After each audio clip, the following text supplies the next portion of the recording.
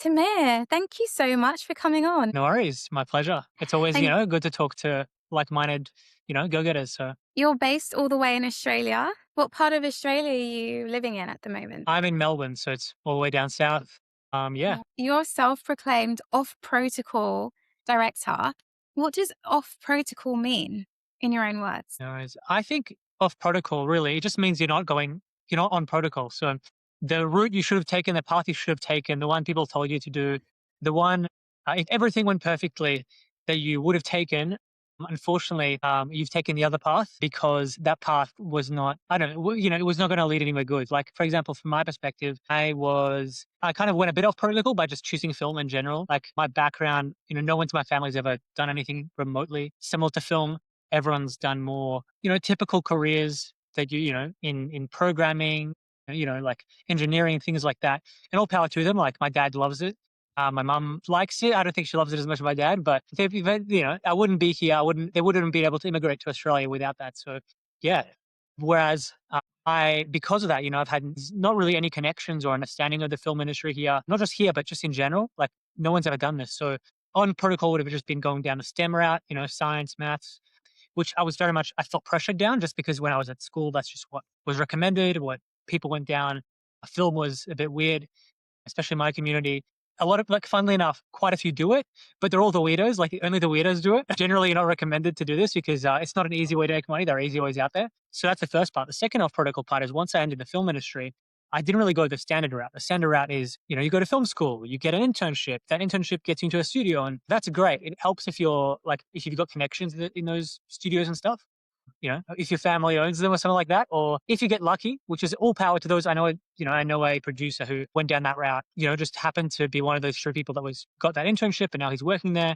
He's starting his own company. He's done features, he's doing really well. But when I was at film school, I didn't really get that support. I was actually discouraged from pursuing writing and directing. When I'd pitched my graduation project, which was Old Faces, I was told, sorry, we don't really like, we'd rather give the few slots to other directors, and then you should probably do producing or something because we know you're organized. Personally, I don't think I'm that organized. I don't know what they were saying, but essentially, I was kind of discouraged from going the path, and I was like, look, I dropped out of university to come here. I had gone into tens of thousands of dollars of student debt.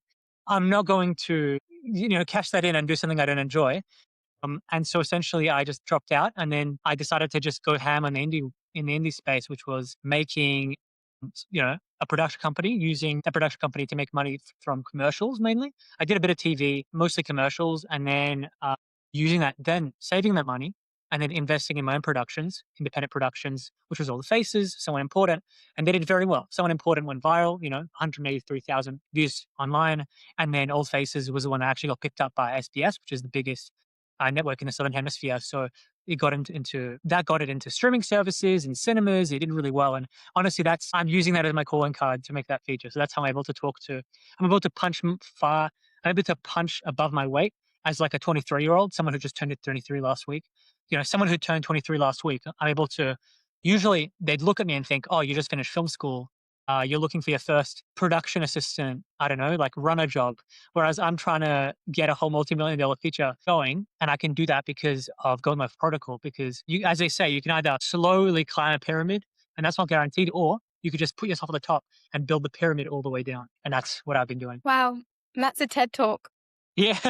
for sure. Yeah, and it's honestly really inspiring to see everything and all of what you're doing at the moment. I'm 23 as well, and trying to launch myself into the industry. So I'm just thinking about how many people are kind of looking at your work and following your journey that will take so much from it and kind of see you as like kind of a muse or someone to look up to. But let's go back to your childhood.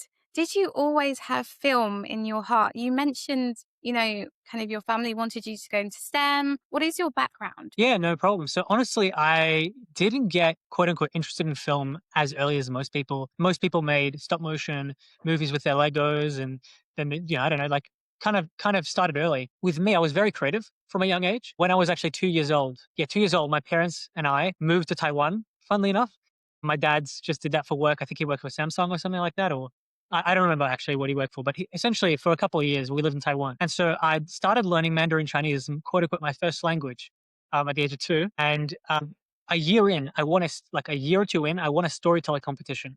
And this was against people who spoke Mandarin at home. This was against people who, came prepared with all these folk stories, whereas I came in and I just invented a story in a language that I just recently learned. And so I'd always been creative. And from there, I'd done a bit of pottery. I really liked pottery. I really liked drawing. I really like just telling stories, coming with stories, telling my younger brother bedtime stories. He was born when I was 3 years old. So I've always had an audience. And yeah, so I've always kind of been interested in that. And I started, I think, getting interested in film when I was around 14. Before then, I liked watching movies. I'd grown up on some some very pretentious films that my grandpa would show me. I didn't grow up on The Lion King or anything like that. He would show me like these Soviet animations that he saw when he was like in his 20s. And if anyone has like a background of like grandparents or family from the Soviet Union, they've seen these trippy, horrific, traumatizing animations. That's the stuff I grew up on. Like I don't know what these animators were thinking, but the stuff, there was like one of the films was a horse, a cat, and a dog, essentially going along on this trippy journey through this like multidimensional environment, and they get torn apart from each other because of their animal instincts. So the dog like starts to attack the cat, and the horse starts to run around, and they want to be friends, but they just can't hold themselves back. And that was just the childhood, like that was just the childhood stuff I'd watch. The dog was eventually put in a pound. I don't remember, but essentially that was my background in being interested in film. And then around when I was 14 years old, like everyone has a bit of an existential crisis, but around that time. But for me, it was I just stopped being inspired by what I was just like, where I was pressured to go into, what I was good at. I was encouraged to do sciences, maths, to study hard. That's like the ideal. Like especially a lot of I guess immigrants have a common story, especially like from my background. Your parents want you to succeed. They want the best for you. And so, after primary school, they'd give me extra books of maths and extra books of, English. And that helped me to learn English without any background in English when I moved to Australia when I was 7 years old. But essentially, I just kind of got burnt out, I think. And I just wanted to feel creative again, something that just like I was when I was a kid, when I was storytelling, when I was painting, when I was doing pottery, stuff I'd kind of really like neglected as school became more and more imposing. And so, and at that moment, I was talking to my grandpa, who's a very, very influential person in my family, at least in my life. Old Faces is essentially very loosely based on his story and his grandpa's life stories. And we were just talking, and I found so much like joy out of talking with him. I'd call him every week, and we would eventually just start talking about films because it's something that we both enjoyed. And he started recommending me films. I'd start watching films by Tarkovsky, by Ingmar Bergman, I'd watched Kurosawa. I was introduced suddenly to films that weren't just the regular entertainment, there's nothing wrong with it. Like I loved the regular entertainment, but there was something deeper to this that I found very meaningful, where I felt like I was uncovering a world of communication, a storytelling that I couldn't even conceive of before. And the more I went down that route, I started to just become more interested in it. And I started writing scripts. I started making films. I started making short films with my brother that were kind of like Nolan-esque. Like I kind of looked at a bit of Nolan's short films before he made any of his features, and just kind of started making films like it, playing around with perspectives and characters and even a bit of VFX. Not that it was anything good. I just did it for fun. But the more I did it, the better I got unintentionally. And eventually I showed this was I was in year 10, so I was like around 16.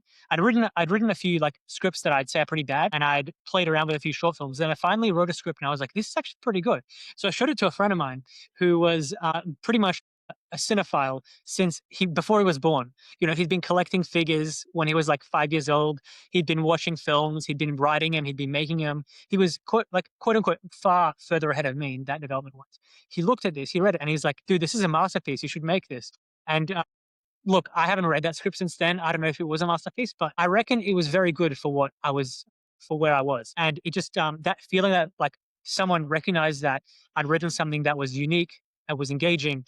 That's how I got into film. So my childhood I don't think would be typical for, a regular filmmaker. I think for me, it came from like an existential crisis after my family moved again when I was, when I was like 14, and I just lost, like I essentially couldn't see my friends anymore, couldn't see anything, couldn't see my community. I just needed to build a new identity. And as sad as it sounds, it came from films. Yeah. So you moved 3 times across the globe in different continents, I imagine. How do you think that affected or impacted your kind of, yearning to go into like film or your creativity within you? Yeah, I think what it allowed me to do is just have a very kind of global perspective, because I think the fact that I was born, in the Middle East, and then I was in Taiwan for a bit, and I got, I guess, that culture and that storytelling. I made friends from there, and then I then came to Australia, which is also, and then I went to Australia, which is very multi-ethnic, but also has a very strong kind of Anglo culture that's very easy to assimilate into. I think what really impacted my films, my storytelling, is the fact that I'd got exposed to so many different types of storytelling, so many different types of stories, so many different types of personalities and cultures. And in doing that, when I came to Australia, I didn't really take, like, obviously I took things for granted. Everyone that takes things for granted, but I feel like I took less for granted.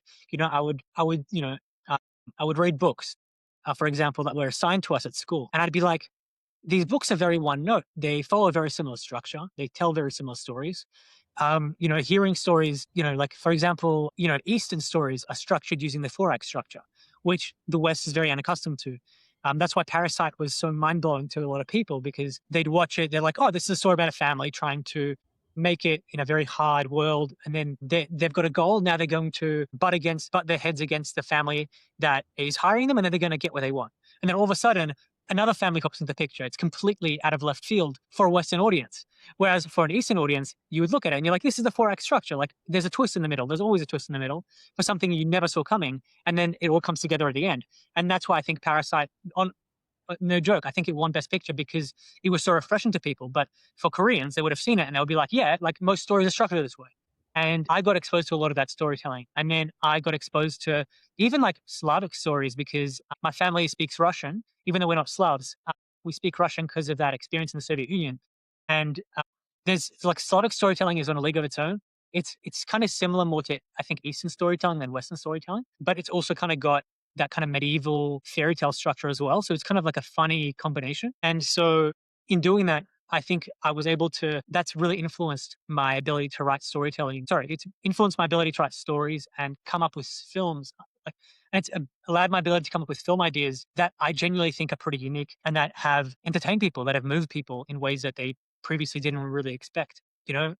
Yeah, I think that's really it. Yeah. And you mentioned the diversity of storytelling, from Taiwan to the Soviets. And I saw that you quoted on one of your quotes was that it's not, don't just watch films, live life. And I suppose having that oral history passed down from your grandfather, and then experiencing so much so young, you have a lot of story to tell within you, personal experiences and familial experiences as well. And I'm just wondering how important that is in today's world. It seems like we're experiencing quite a historical turn of films, films like Sinners, and we had Marty Supreme. That's also historical, even though it's more Hmm. like, relatable to present times.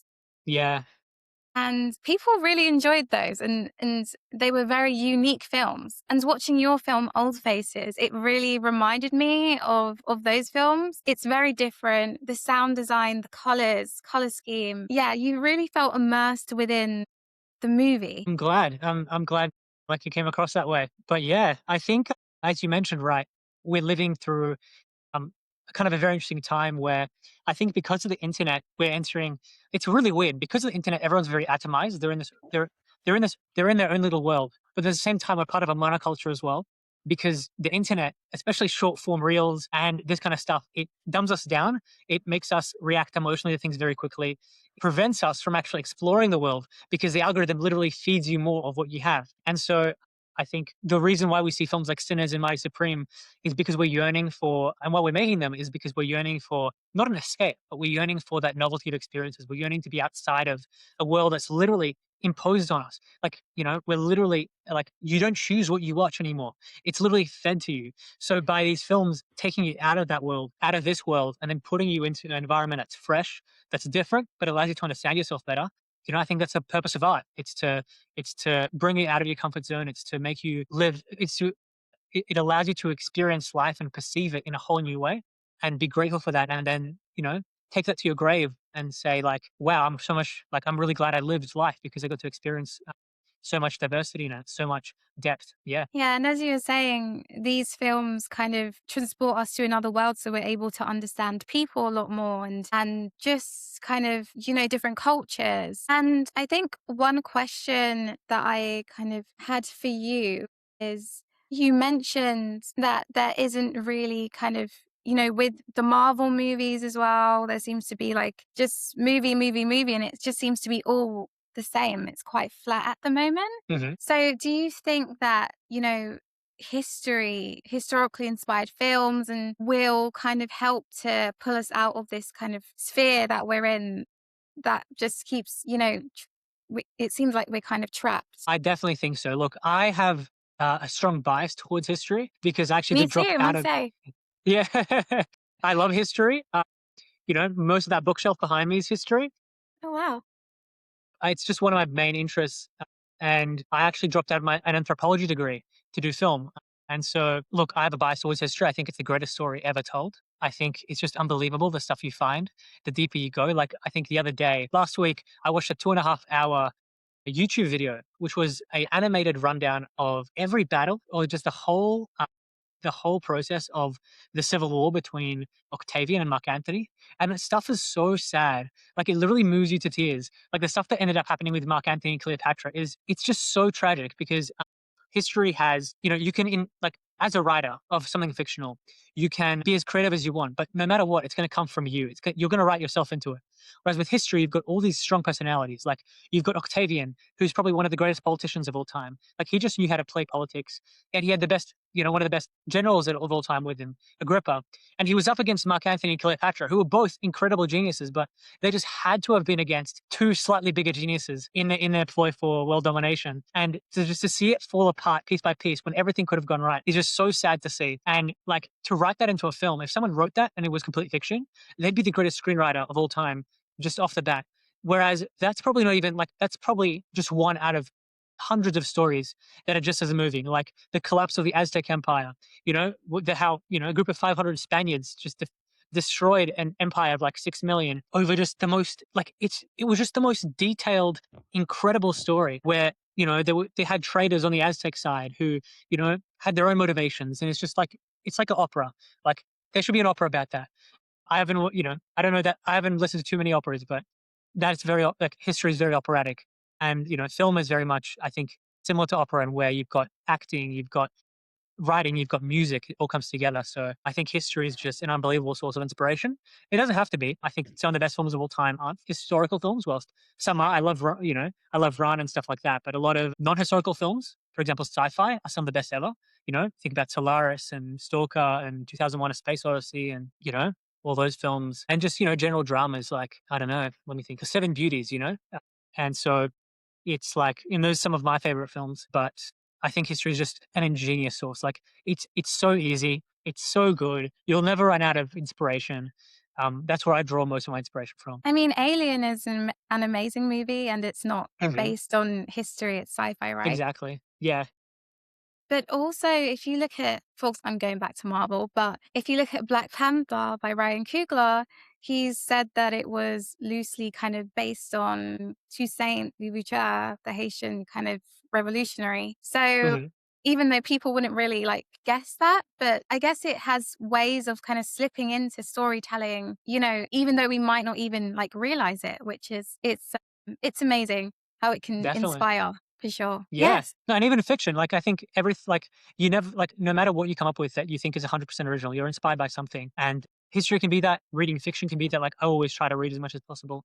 My favorite, film director is Werner Herzog. He's just like everything he says is absolute truth. And one of his main quotes is just read, read, read, read, read, read, read, read, read. If you don't read, you won't become a great filmmaker. Because it's just true. Like there's only so much you can learn from your own life and your own experiences. Other people have had experiences as well. You can't ignore them, you know? So can we speak about your film Old Faces, released in 2024?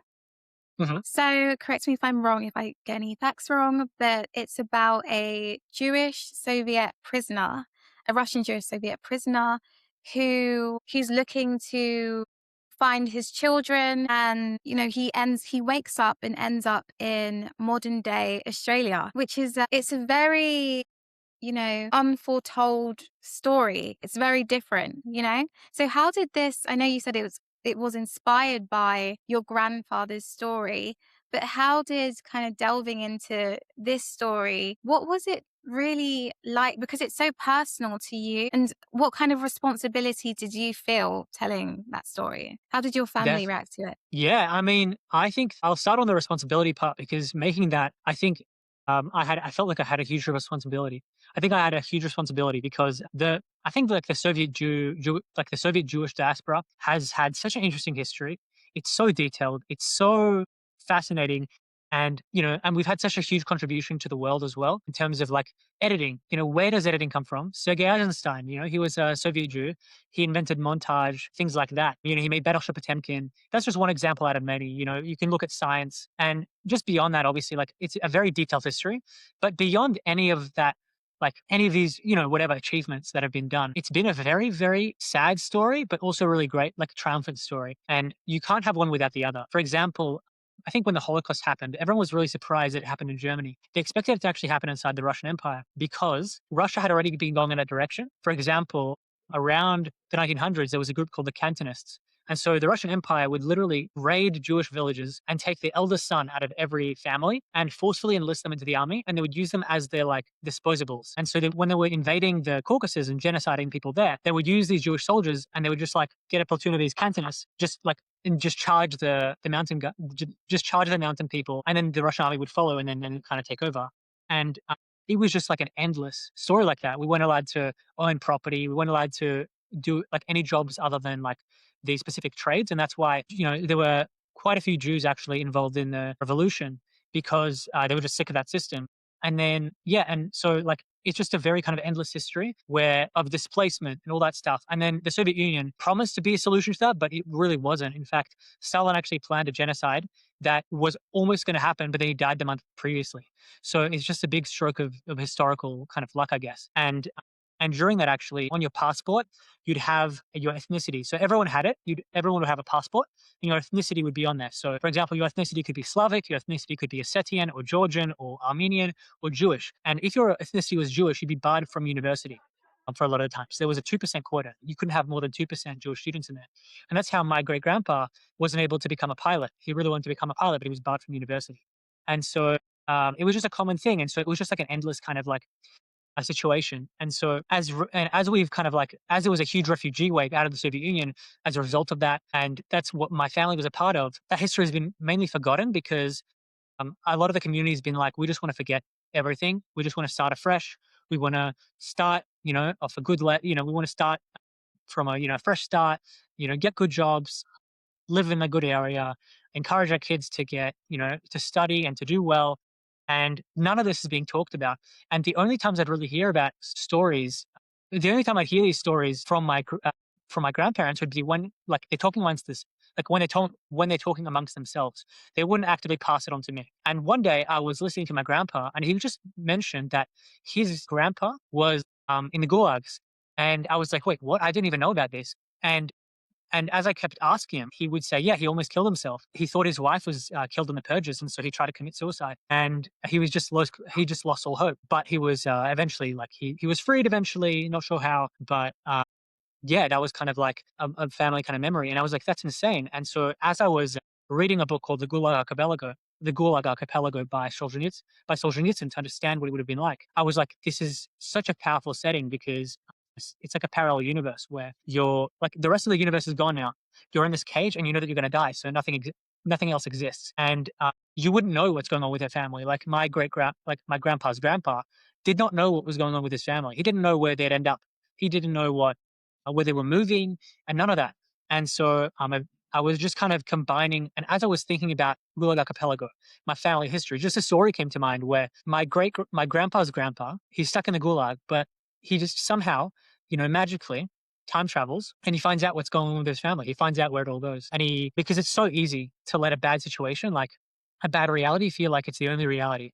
And that's probably what it felt like back then. Like they probably didn't see an end to the Gulag system or the purges or that situation. And, And little like I don't think any of them would have conceived that people that they would have essentially only predated by a couple of generations are halfway across the world speaking a different language. And so essentially that's what the film is about. It's about that experience immortalizing, I think, the Jewish Soviet experience that no one is adapting it to film. No one is immortalizing. Everyone's forgetting. It has to be like there has to be a way to preserve it, and that's what I felt like the film had to do. But also the experience of my grandpa actually taking that jump and immigrating, or he was as a refugee, he left everything behind. The only thing he had with him were $4 US. That's all he could smuggle out, and he had to start on that at 40 years old. And now he's retired and living happily. So it's just the most inspirational story ever. And and kind of immortalizing what that experience is like. What is it like to literally teleport to another universe and then have grandkids that can barely talk to you because they've assimilated? And what would that feel like? And so I kind of took a bit of a more tragic approach where I kind of, if I went through that, I'd be quite sad to not be able to talk to my grandkids after sacrificing all that. My grandpa is a Chad. He is just a stoic dude. He's happy. He doesn't care if his grandkid, like, all he cares about is they're happy or not. Like, he's just the best guy ever. But I would be very much saddened by it. And so I kind of wrote this character to be more kind of impacted negatively and just kind of in disbelief and denial and almost yearning to come back to a world that he understands as opposed to a kind of a world that he doesn't. So yeah, so far probably the best film I've done because I think it did so many things that I really wanted film to do and I'd seen no one do yet. Immortalize that experience, but also delve into what it's like to immigrate and not just kind of talk about the difficulties of setting up a new life, which, and that's obviously very difficult. But what is it like to also lose by getting everything, feel like you're losing everything? And, and within that kind of dementia experience, a lot of my great grandma experienced dementia and, I wanted to kind of bring a bit of that in there as well. Yeah. And I guess you're contributing to this kind of collective memory that has also been, as you were saying, silenced as well. And I'm wondering in the future, what kind of films are you looking to create? Definitely. So in terms of what films I'm looking to create, it's hard to know. Well, the first thing I'd say it's hard to know because I'm 23. My brain isn't even fully developed yet. Who knows? I think a lot of directors even started their first film. They made their first film at 27. So the fact that we have these tools that are more accessible, we're able to create films already is a bit telling. But I genuinely think my films are going, right now, my films are evolving in a certain direction that is very different from the films I was making in 2024. In 2024, they were more stereotypically historical in that sense. Old Faces whilst it's not exactly a period piece, it's a bit experimental, it's a time travel film.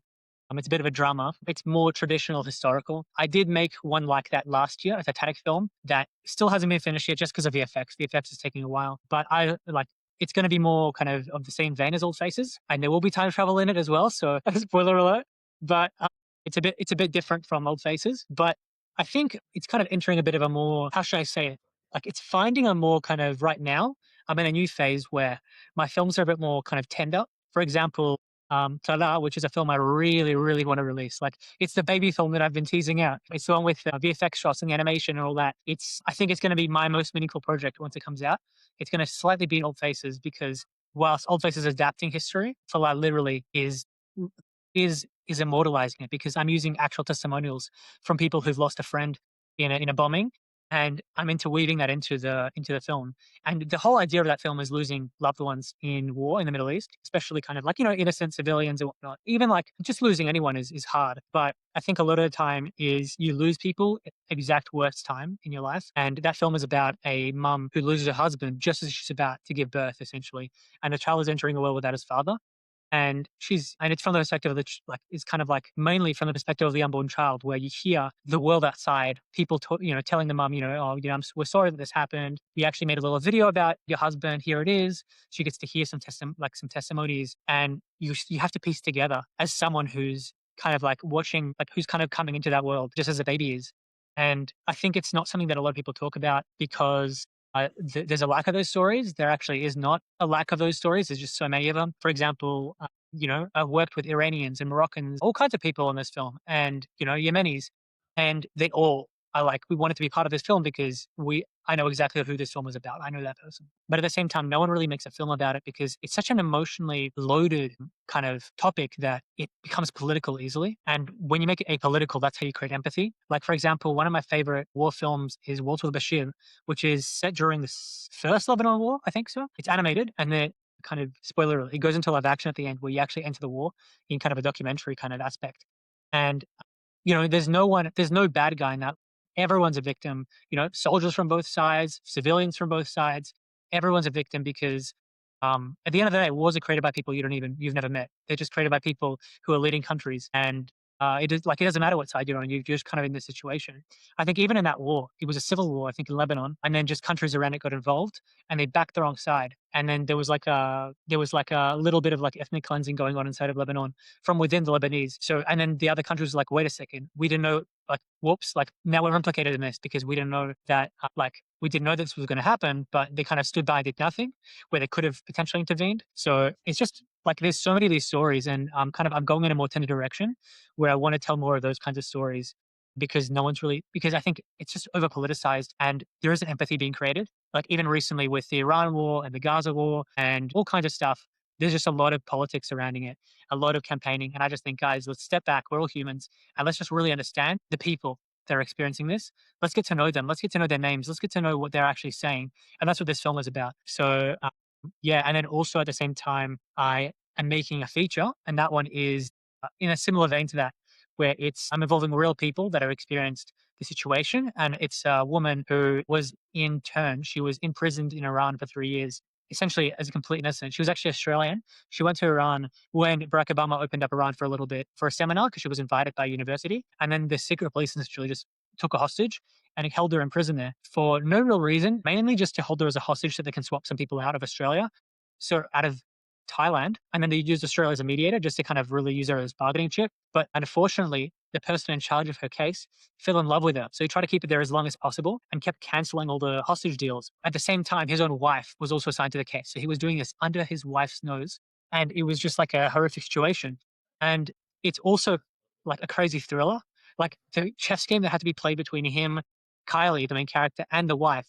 It's just like when I read her like autobiography, I just like could not stop reading. I was just reading it for hours because it's on one side it's such a human story, but on the other side it's just a really entertaining thriller as well.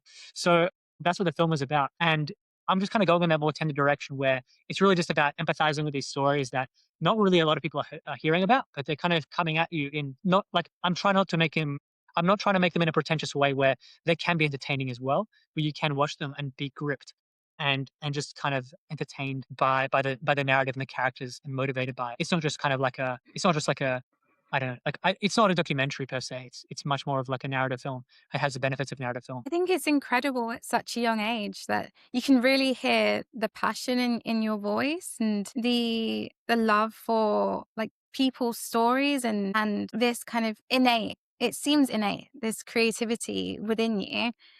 And I was just wondering about, you've spoken a lot about AI, artificial intelligence, and recently, the Oscars banned, well, they stated that films with using AI to create AI characters or AI screenwriting won't be able to receive awards. And there's also, as you mentioned, I read on your personal page, you mentioned Disney and Sora as well. And I'm just wondering what you think kind of this, we seem to be kind of heading in a direction that perhaps, the industry may be starting to say no or make kind of boundaries with AI. Definitely. I definitely see it going that way because regulation is always very slow. It's much slower than technology. And so AI video has kind of already been a thing for maybe 3 years now, maybe 2 years, but it's only really right now that people are like the Oscars, for example, are making guidelines. But in my opinion, I don't think the Oscars went far enough because AI actors and characters and screenplays, that's great.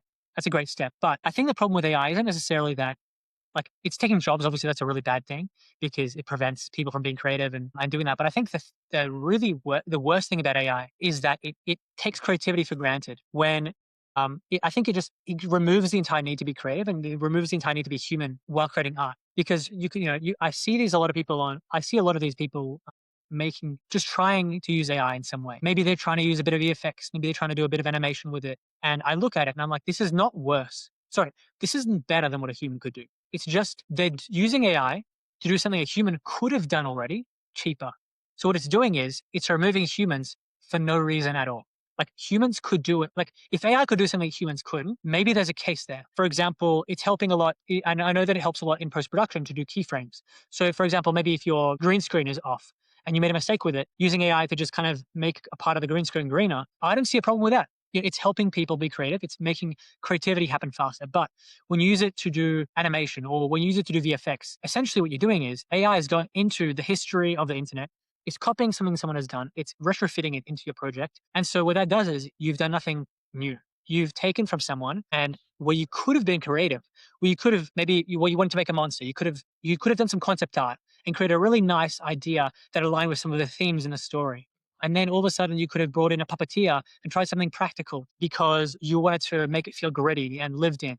And you wanted to use the same materials as maybe someone's flashback and it relates to their character or something. All of a sudden, you've just kind of gone the easy route and you didn't even need to think. You've used AI to think for you and AI just does what's easier. And so it prevents filmmakers from being filmmakers. It turns us into the PAs or like the runners, organizing the stuff, moving the cables, and then AI is making all the creative decisions. It's the filmmaker, not you. I think I did a meme the other.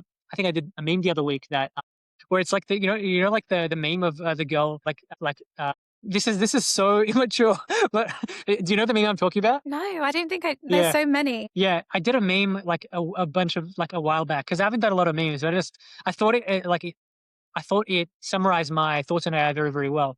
Like, Right. you know the cuck meme where the guy's like sitting and then the girl's like with like a very NPC looking person. And then she's like, are you sure you want me to do this?